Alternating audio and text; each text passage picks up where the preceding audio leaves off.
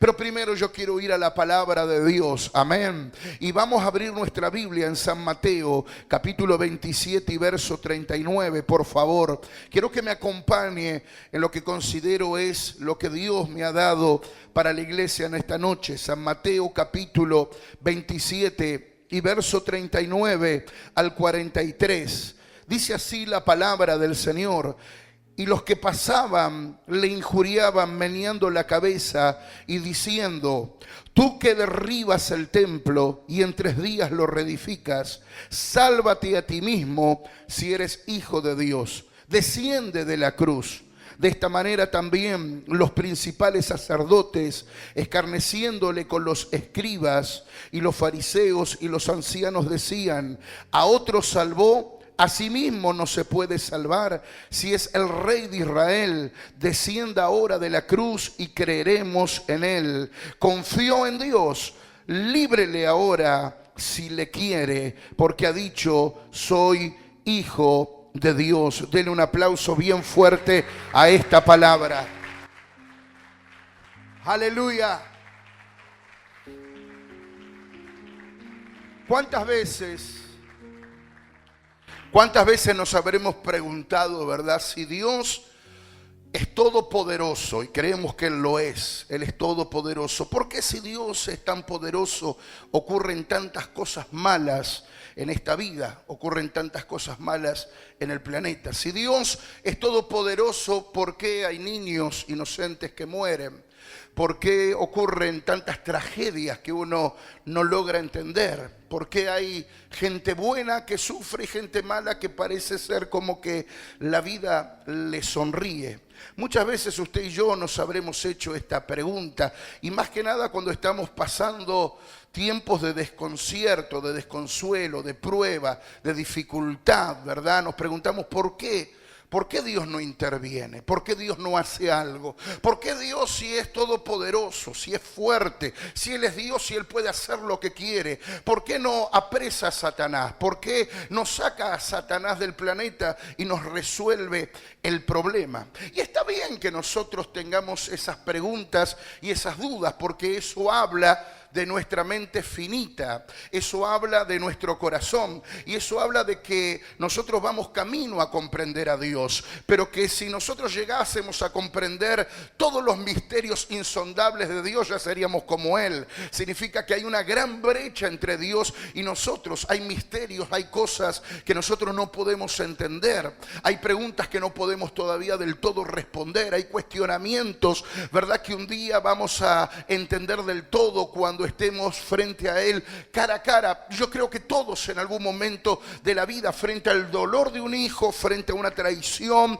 frente a una pérdida económica, frente a un revés de la vida, nos habremos dicho: bueno, pero ¿por qué Dios, si es Dios, no le pone punto final a tanta maldad? Uno ve las noticias, los violadores, la gente que muere de inanición, de hambre, niños en otra parte del mundo, ¿verdad?, que no tienen agua siquiera para beber, agua potable, no tienen la comida suficiente para poder sobrevivir, ya están condenados desde el nacimiento. Y uno se pregunta: si Dios es todopoderoso, ¿por qué no interviene? El mismo cuadro encontramos en lo que acabamos de leer. Jesús está colgado en un madero, ¿verdad? Ahí está ensangrentado, colgando de la cruz a través de sus clavos en las manos y en los pies, y las personas que pasaban por allí decían: ¿y este es Dios? ¿Este es Dios? Este es el Dios todopoderoso. Él decía: derriben este templo y después de 3 días lo reedificaré. Y Él se llamaba a sí mismo el Hijo de Dios. La gente le victoriaba por allí, los que habían recibido milagros decían que era el Mesías, el Hijo de Dios. Entonces la gente, cuando vio a Jesús colgado del madero, decía: este es el Hijo de Dios. Este es el que dice ser el Salvador del mundo. Si realmente es Dios, ¿qué hace ahí? Si realmente es Dios, ¿por qué está sufriendo de la manera que está sufriendo? Si realmente es Dios, ¿por qué no se baja de la cruz? Bajándose de la cruz nos demostraría su poder, su grandeza, entonces nosotros podríamos creer en Él. Si realmente es el Hijo de Dios y es el Dios Todopoderoso, ¿qué hace ahí ensangrentado y muriendo de la manera más cruenta y más vil que un hombre puede morir? Porque tengamos en cuenta que para la tradición judía de aquellos días, la muerte de cruz era considerado una maldición. Maldito el que muera en una cruz. Jesús estaba siendo maldito por estar colgado en aquella cruz. Y por supuesto ellos no podían creer en Jesús como el Mesías. No podían creer en Jesús como el Hijo de Dios. No podían ver en Jesús la figura de un Dios todopoderoso, porque ellos estaban viendo con sus ojos físicos, con sus ojos carnales, a un Dios colgado de una cruz, a un Dios inofensivo. Claro, es que la imagen que nos hacemos de Dios, la imagen que aquellos hombres, y en este tiempo también, cuando uno piensa en el término Dios, uno piensa en alguien fuerte, en alguien grande, corpulento, en alguien todopoderoso, en alguien que está sentado en un trono, en alguien que está rodeado de lujos, de honores y de glorias. Cuando uno piensa en Dios, uno está pensando en alguien, ¿verdad?, que con solo ver ya nos causa asombro o estupor. Y ellos no estaban viendo eso en la cruz. Ellos estaban viendo un hombre desangrentado, un hombre agonizando, un hombre colgado en un madero, entregando hasta la última gota de su sangre, ¿verdad?, y balbuceando algunas palabras con su Padre Celestial. Por eso ellos no podían llegar a creer en Jesús como el Hijo de Dios, porque no tenían respuestas para sus preguntas. Ellos hacían estas preguntas: si este es Dios, ¿qué hace en una cruz? Si es Dios, ¿por qué no se baja? Si es Dios, ¿por qué no le pide a su Padre que mande una miríada de ángeles, ¿verdad?, y destruya a sus enemigos? Si es Dios, Él puede hacerlo. Si es Dios, Él puede pedir un rayo del cielo y que consuma en un instante a todos los impíos. Y vaya que Dios podía hacerlo. ¿Usted cree que no lo podía hacer? Claro que Dios lo podía hacer. Él es todopoderoso. Jesús podía haber pedido un rayo. Jesús podía haber pedido la intervención de ángeles. Jesús podría haberse bajado de la cruz. Pero hay una sola manera de entender de por qué Jesús no se bajó de la cruz. Y esto creo que le va a venir bien a muchos para entender, ¿verdad?, el propósito y el plan de Dios para con nosotros también en este tiempo. Porque no se puede entender el plan de Dios, no se puede entender la persona de Dios si no entendemos primero que Dios es amor. Que Dios es amor, no que Dios tiene amor, sino que Dios es amor. Y el amor de Dios es un amor inexplicable, es un amor, aleluya, que no es de esta tierra. Es un amor que no es de esta tierra. Es un amor que no se puede entender. Es un amor que no se puede comprender. Es un amor que no entra en la mente humana. Es un amor que usted y yo no podemos explicar con palabras.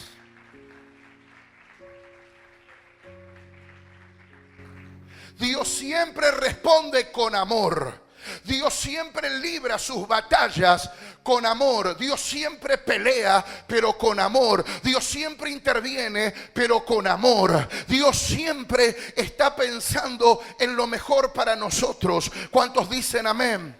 La única manera de entender a ese Dios crucificado, a ese Dios ensangrentado, a ese Dios hecho hombre, a ese Dios cerrando la boca, a ese hombre diciendo, a ese Dios hecho hombre, perdón, diciendo desde la cruz: Padre, perdónalos porque no saben lo que hacen. La única manera de entenderlo es entendiendo que Dios es el amor en sí mismo. Él es amor inexplicable, amor perfecto, amor sublime, amor que traspasa todo entendimiento, amor incondicional, no como el amor del hombre, no como el amor de la mujer, no como el amor natural. Es un amor que no es de esta tierra, es un amor celestial.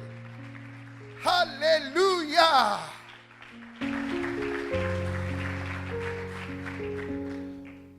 Jesús podría haberse bajado.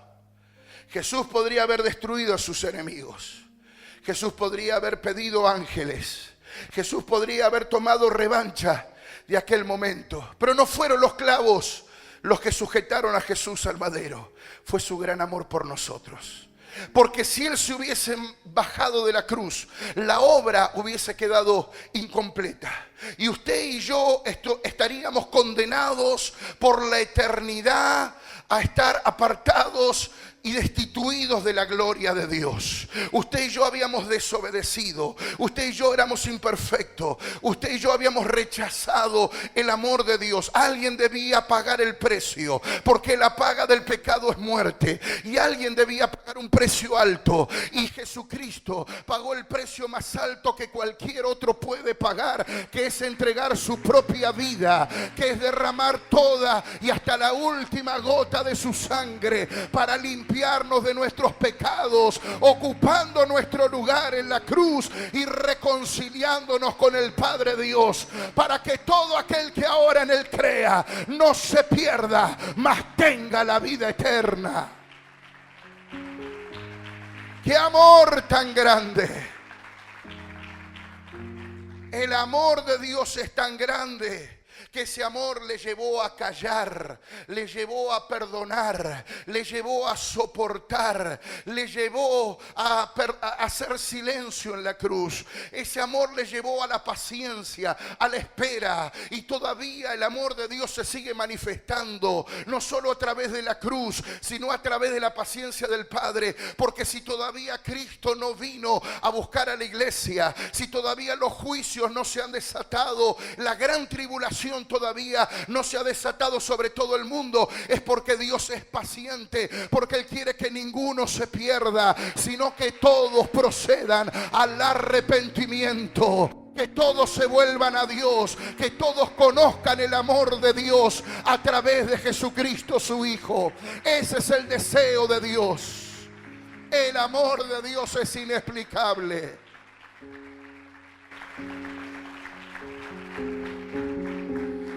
Si Él se hubiese bajado de la cruz, hubiese estado pensando en Él y no en ti y en mí. Pero Él no se bajó porque estaba pensando en mí, porque estaba pensando en ti. Él podría haberse bajado de la cruz, pero hubiese sido un Dios egoísta, que le hubiese importado más su reputación presente que la victoria futura de la humanidad. Él podía haberse bajado de la cruz, pero hubiese sido un Dios temperamental, reaccionario al problema del momento. Pero Él demostró ser un Dios que no conquista los corazones con las armas, con la guerra, ni con la violencia, sino que conquista los corazones con el amor inexplicable, el amor sincero, el amor real, que es el amor que viene de Dios. Solamente quien conoce a Dios puede entender un poquito de este amor. ¡Aleluya! Ahora respondamos la otra pregunta. Ya respondí por qué Jesús no se bajó de la cruz y no le contestó a esta gente. Que Él podría haberlo hecho. Podría haberse bajado y haberle dicho: ¿y ahora? ¿Sí? ¿Se dan cuenta? ¿Qué son 2 clavos para mí? ¿O qué son 3 o 4 clavos para mí? ¿Qué es una corona de espinas? ¿Qué es un madero? No hay nada que me pueda detener. Pero solamente hubiese contestado a un par de negligentes y nos hubiese privado a todos nosotros de una salvación eterna. Pero ¿qué hay, pastor, de la pregunta de por qué Dios no quita la maldad del mundo? ¿Por qué, si Dios es amor y Dios es un Dios tan bueno, pasan cosas tan malas en la vida? ¿Por qué hay tantas injusticias y tantas desigualdades? En primer lugar, déjeme decirle que Dios nos ama profundamente y que Dios siempre quiere, Dios quiso, quiere y querrá lo mejor para nosotros. Amén. ¿Cuántos dicen gracias a Dios por esto? Vuelvo a repetirlo porque quizá no lo entendió bien. Por eso no se animó a decir amén. Dios siempre quiso, quiere y querrá lo mejor para ti y para mí, porque Él no nos ve como una criatura, Él nos ve como hijos. Él nos ve como hijos, somos sus hijos y Él quiere lo mejor para nosotros.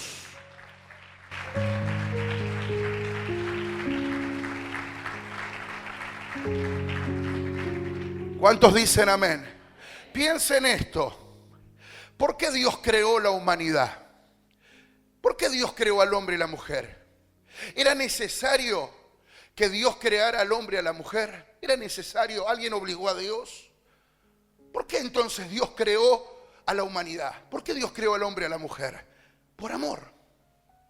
Él nos hizo por amor, porque Él quería amar un pedacito de sí mismo en nosotros.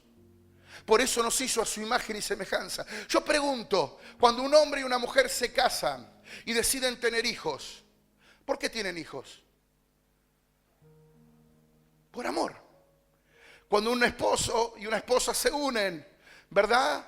Deciden tener hijos, tienen por amor. No dicen, uy, un hijo es un gasto, es un presupuesto, se me va a ver mucho en leche, en pañales. Esas cosas van a ocurrir. Les digo a los que están todavía en planes de casarse, a la gente joven que dicen, en algún momento me va a tocar. Sepan que los pañales, la leche, el biberón, ¿verdad? Correr al médico, tener que levantarse a las 3 de la mañana para hacerle la leche tibia, tener que probarla. Yo todavía me acuerdo que mi esposa decía, no. Tenés que fijarte que si la muñeca tolera lo tibio de la leche, ahí recién le podés dar la mamadera a Walter. No se rían, algún día, sí, un tiempo tomó mamadera. Ahora ya está grande, hace un añito que dejó más o menos. Todos conocemos, todos sabemos que va a traer complicaciones. Sin embargo, ¿qué son esas complicaciones? ¿Verdad? ¿Alguien pone en balanza, voy a gastar mucho en pañales? ¿Alguien pone en balanza, voy a gastar mucho en leche? Voy a tener que correr a los médicos. Voy a tener que llamar al remis. Voy a tener que hacer esto o aquello o lo otro para sostener un hijo. Y después de adolescentes, ay, me va a traer cada novio, cada novia. ¿Sí o no? Porque esa es otra guerra. Pero ¿alguien está pensando en eso a la hora de engendrar? No. Porque cuando un hombre y una mujer se unen y deciden tener un hijo, lo hacen por amor. No hay otra explicación. No hay otra explicación, ¿verdad? Ahora, el amor conlleva libertad. El amor sin libertad no es amor. Siempre que uno hace algo por amor, ese amor está ligado a la libertad. Yo no puedo obligar a mi hijo que engendré, que parí, o mejor dicho, lo hizo a mi esposa. Yo engendré, pero ella lo dio a luz. Yo no puedo obligarle que me ame. Es una decisión de él, ¿sí o no? Se supone que los hijos han de amar a los padres, pero no es una obligación. Yo no le di un manual a mis hijos diciéndole, miren que yo los traje al mundo, me tienen que amar. Y si no me aman, patita a la calle.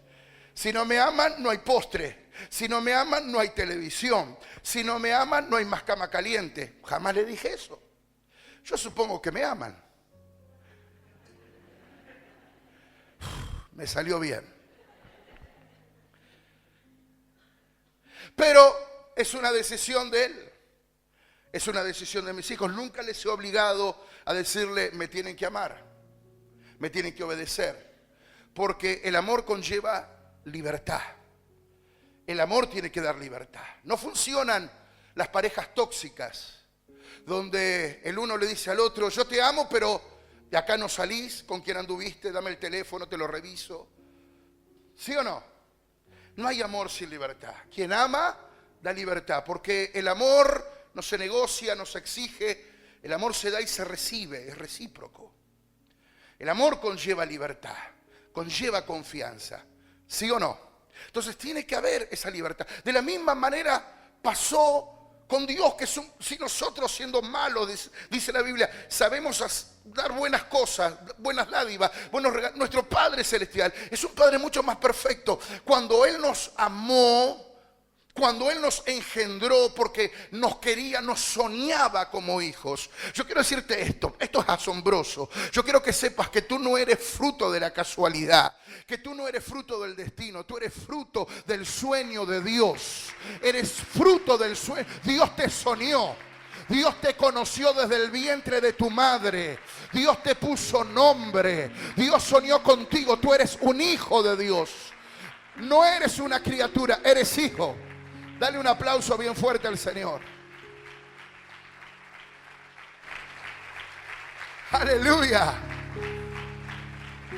Y cuando Dios soñó contigo, cuando Dios te engendró, cuando Dios te formó, cuando no eras nada, Cuando todavía no habías entrado al óvulo de tu madre y Dios ya te tenía en el libro de la vida y en sus sueños. Él decidió amarte de forma incondicional y decidió darte libertad. Dijo, yo voy a tener un nuevo hijo, pero le voy a dar libertad. Él va a escoger seguirme o no seguirme, amarme o no amarme, estar conmigo o darme la espalda. Es la decisión, porque un Dios perfecto no puede obligar. Un Dios que es amor no puede obligar. Un Dios que es amor tiene que dar libertad para que sus hijos le amen o no le amen. Y el amor también implica riesgo. Diga conmigo, el amor implica riesgos. Cuando uno ama, se arriesga. Vuelvo a reiterar, cuando uno ama, se arriesga muchas cosas. El amor es muy riesgoso, porque usted está entregando el corazón. Usted se arriesga a que las cosas pueden salir mal. Usted se arriesga a entregarle el corazón a alguien y que ese alguien lo rompa en 1000 pedazos. Usted arriesga a que la otra persona pueda ser infiel. Usted arriesga a darlo todo y quizás a no recibir nada. Es un riesgo. Es un riesgo. Nadie puede asegurarte a la hora de poner la firma en el registro civil que tu matrimonio va a ser perfecto y vas a celebrar bodas de oro o de platino, o vas a llegar a 50 felices años de casados. Nadie te lo puede asegurar, ¿sí o no? O la jueza se lo aseguró. El juez se lo aseguró. Si se casó por iglesia, el pastor le dijo, quédese tranquilo que usted por casarse acá por iglesia va a tener unos 70 años de matrimonio fructífero. No. Usted está arriesgando. Porque todos los días trae su propio afán y porque todos los días es una aventura y es un desafío, es un riesgo. Hay un montón de matrimonios, infelizmente, que se separan. No es la voluntad de Dios, claro que no lo es. Dios no quiere eso, pero ocurre. ¿Por qué? Porque algo no funcionó. Hay un montón de hijos que se enfadan con sus padres y se van de la casa y se van mal y no vuelven. O siendo grandes, no son capaces de perdonar y de dejar pasar la ofensa y aprovechar a papá y a mamá que todavía están en vida. No, todavía siguen con el dolor y la amargura en el corazón. Significa que amar implica un riesgo. Y aún así, yo me pregunto, viendo la humanidad, viendo la gente, que hay tantos divorcios, ¿por qué tantos se casan? Viendo que hay tantos hijos ingratos, ¿por qué hay tanta gente que decide seguir teniendo hijos? ¿Cuántas veces te habrán contado a vos alguna historia de algún hijo ingrato, de algún hijo pródigo? ¿Cuántas veces te habrán contado o lo habrás visto con tus ojos el caso de algún matrimonio que no funcionó? Y al principio dijiste, yo ni loco, yo ni loca, toco madera, déjame así, mejor sola que mal acompañada. Sin embargo, cuando las maripositas empezaron a dar vuelta y llegó el amor, te olvidaste de todo. ¿Por qué? Porque uno entiende y sabe que el amor implica riesgo. Pero aún a pesar del riesgo, el amor es más fuerte. ¿Sí o no? El amor es más fuerte. Vos sabés que tenés riesgo de que ese hijo, Dios no lo permita, la boca se me haga agua, pero ese hijo en la adolescencia caiga en las drogas o en la delincuencia. Ningún padre piensa en eso, pero está la posibilidad, ¿sí o no? Está, ese riesgo está, pero nadie dice no voy a engendrar un hijo, no lo voy a amar porque me puede salir fallado, o porque me puede salir delincuente, o porque puede caer en las drogas, o porque puede tener un problema grande que me dé un gran dolor de cabeza. No, de ninguna manera. ¿Por qué? Porque el amor es más fuerte. Imagínese si así es en lo natural, si así pasa con nosotros que somos imperfectos, cuánto más con nuestro Dios, un Dios que es perfecto. Él ama, Él da la libertad y Él corre el riesgo de saber que muchas veces podemos ser ingratos, infieles, adúlteros para con su amor darle la espalda, y aún así Dios sigue pensando en nosotros. aún así nos sigue bancando, aún así nos sigue amando, aún así nos sigue comprendiendo, aún así sigue estando a nuestro lado, aún así todavía tiene un plan para con nosotros. ¡Aleluya!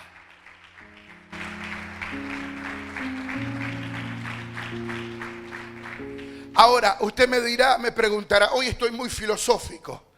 Usted dirá, ¿y no hubiese sido más fácil para Dios, para evitarse tanta amargura, habernos hecho más prolijitos, con menos riesgo, menos drama, no tan humanos? Bueno, Dios podría haber hecho un robot. Dios podría haber hecho un muñeco. Dios podría haber hecho un títere. ¿Le gustaría hacer eso? ¿Le gustaría hacer eso? No le gusta que los políticos le manejen la vida, menos le va a gustar a usted que a Dios le maneje la vida. Y hacemos bien en poner el grito en el cielo cuando alguien nos quiere manipular, porque decimos, no, yo tengo libre albedrío. Pues Dios te hizo con eso. Dios podía haberte hecho un robot, Dios podría haberte hecho un títere, Dios podía haberte hecho una caricatura, algo animado, sin sentimientos, sin decisiones, pero Dios te hizo tan perfecto y tan lleno de su imagen y semejanza que te dio la capacidad de amar, la capacidad de elegir, la capacidad de soñar, la capacidad de construir, la capacidad de hablar, la capacidad de transmitir, la capacidad de elegir a Dios o de rechazarlo, de elegir el amor del Padre o darle la espalda al amor de Dios. Él te ha dado esa capacidad.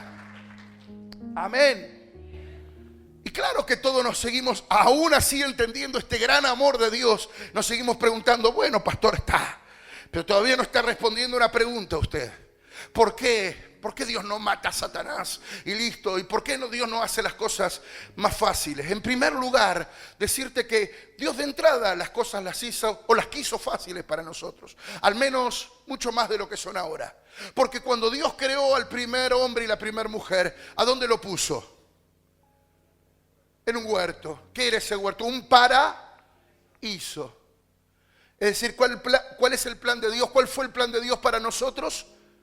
Una tierra rota, una tierra llena de sufrimiento, de dolor, de enfermedades, de crisis, de bomba atómica. ¿Será que Dios creó todo eso?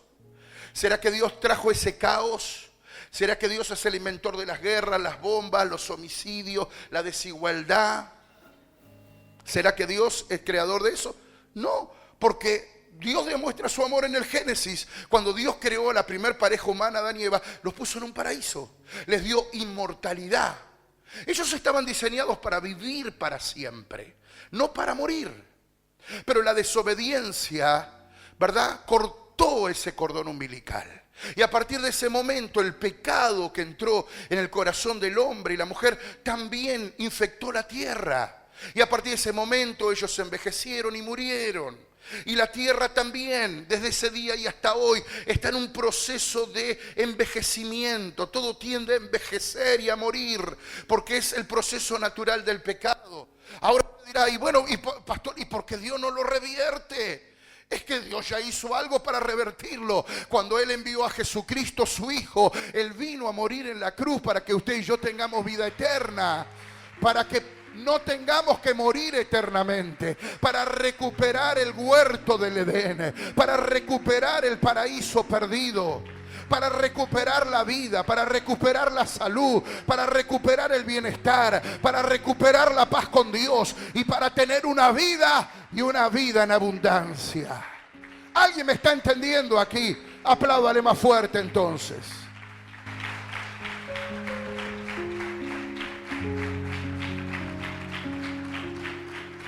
Hay gente que dice, ¿y por qué Dios no hace nada? Como esta gente que pasaba por ahí, por abajo del monte Gólgota. ¿Por qué Dios no hace nada? ¿Por qué no se baja? Hoy también usted encuentra un montón de gente, y no solamente gente inculta, gente necia, gente pobre de mente. Usted se va a encontrar hasta con gente encumbrada, políticos, que les cuesta creer en Dios. Porque, y si Dios, yo escuchaba a nuestro propio presidente en una entrevista, que decía, a mí me cuesta creer en Dios, porque si Dios es quien es, entonces ¿por qué hay tanta desigualdad en el mundo? Wow, dije, no es cuestión de necios. Hay gente que tiene universidad, tiene plata, vive en Puerto Madero, Pero eso no significa que su mente haya madurado y crecido para las cosas de Dios. Hay gente que como no puede entender a Dios, no puede responder el amor de Dios, no lo puede llegar a comprender, ¿verdad? Duda de la existencia de Dios. Obviamente que personas así desconocen que Dios ya mandó un remedio y que ese remedio es Jesucristo. ¿Cuántos dicen amén? Y que la iglesia no está sola, que usted y yo tenemos el Espíritu Santo, el cual los consuela en medio de nuestra aflicción, en medio de nuestros dolores, en medio de nuestras preocupaciones. Pero también ese Dios es un Dios justo.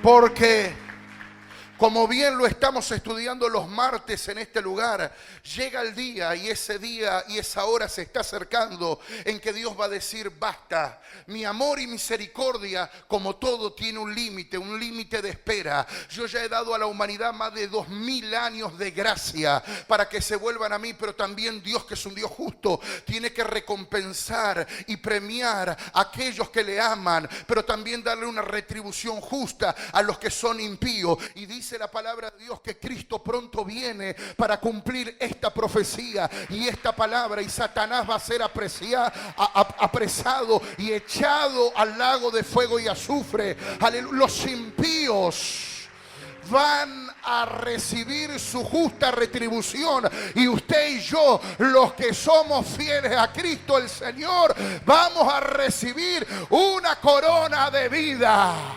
Aleluya, una retribución incorruptible. Gloria al nombre de Jesús.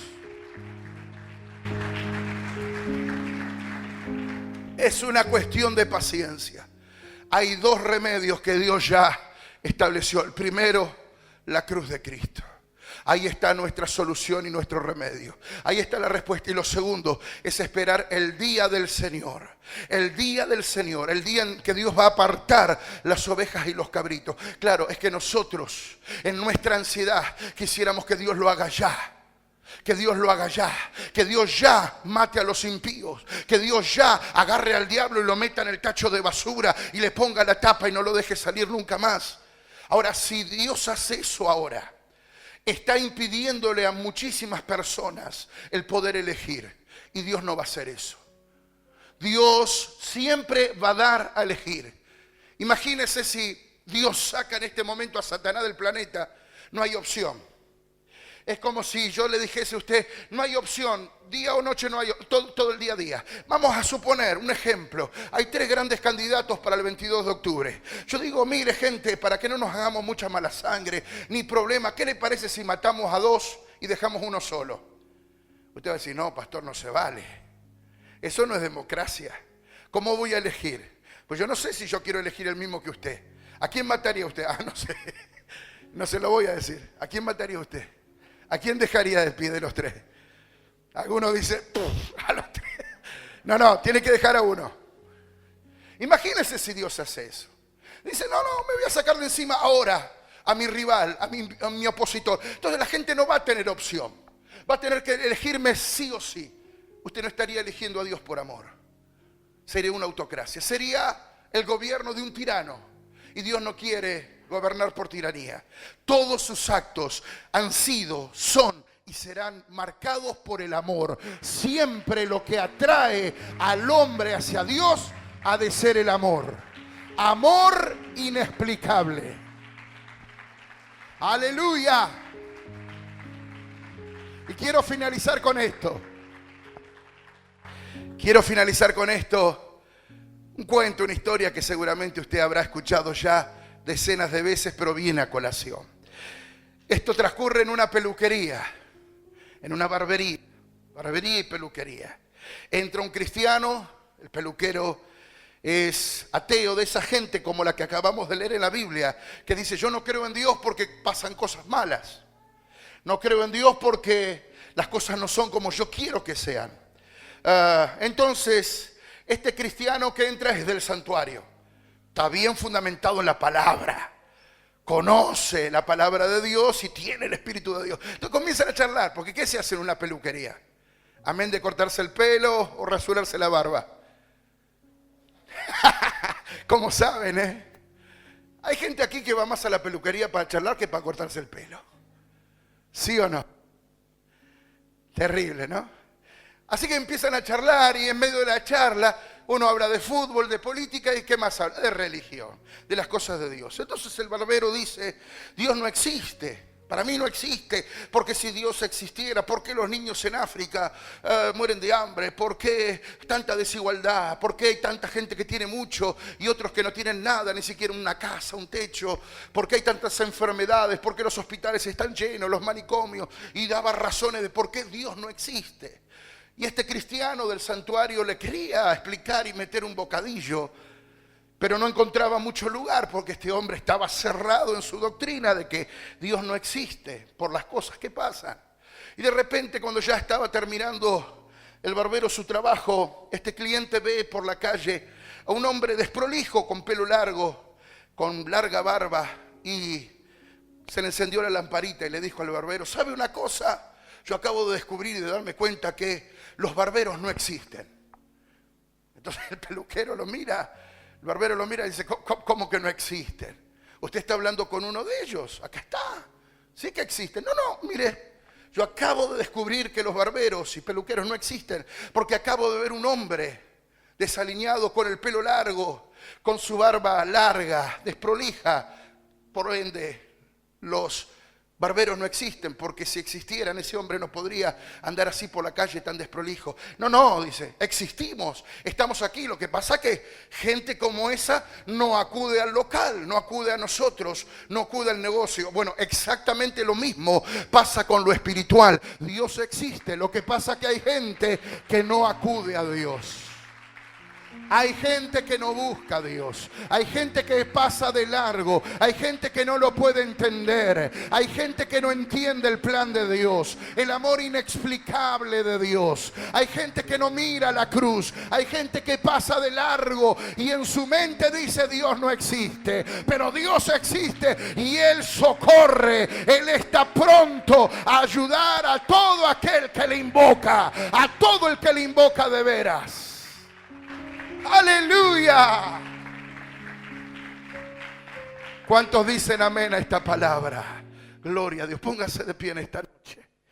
Y yo quiero que demos gracias antes de pasar por la cruz. Yo quiero que usted cierre sus ojitos ahí donde está. Sé que hay gente que tiene dudas. Sé que hay gente que tiene cuestionamientos. Sé que hay gente que le preguntará o le habrá preguntado una y otra vez a Dios, Dios, ¿por qué? ¿Por qué? ¿Por qué me pasó esto a mí? ¿Por qué me dejó mi marido? ¿Por qué mis hijos me rechazan? ¿Por qué la vida es tan desigual? ¿Por qué la vida me ha sido tan injusta?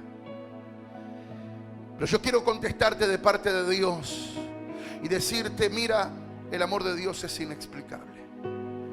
Su amor es tan grande que quizás hoy tú no lo puedas comprender como la gente que estaba al pie de la cruz.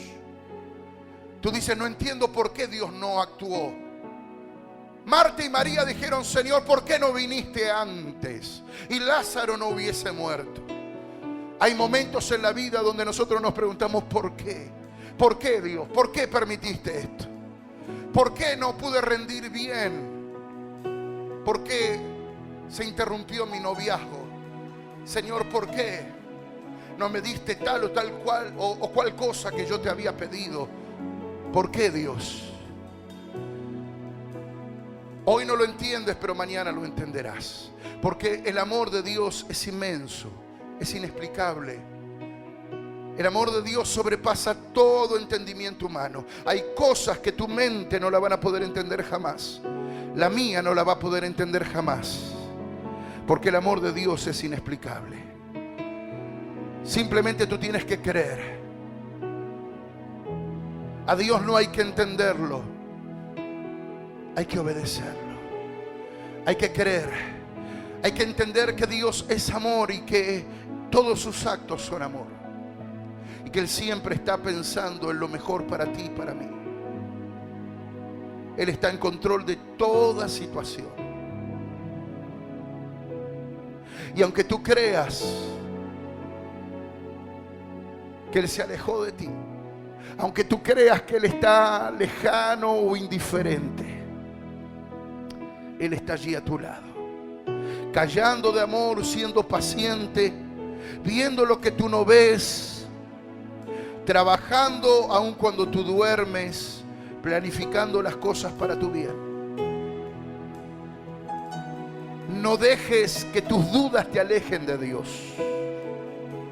Yo sé que a veces se nos hace difícil, como a la gente de Israel, de Jerusalén, del monte Gólgota. Qué difícil es creer en Dios cuando estamos en la prueba. Queremos creer en un Dios que está sentado en un trono, pero nos cuesta creer en un Dios crucificado, en un Dios que calla, en un Dios que derrama su sangre, en un Dios que parece que está agonizando en una cruz y que sus minutos, sus horas están contadas.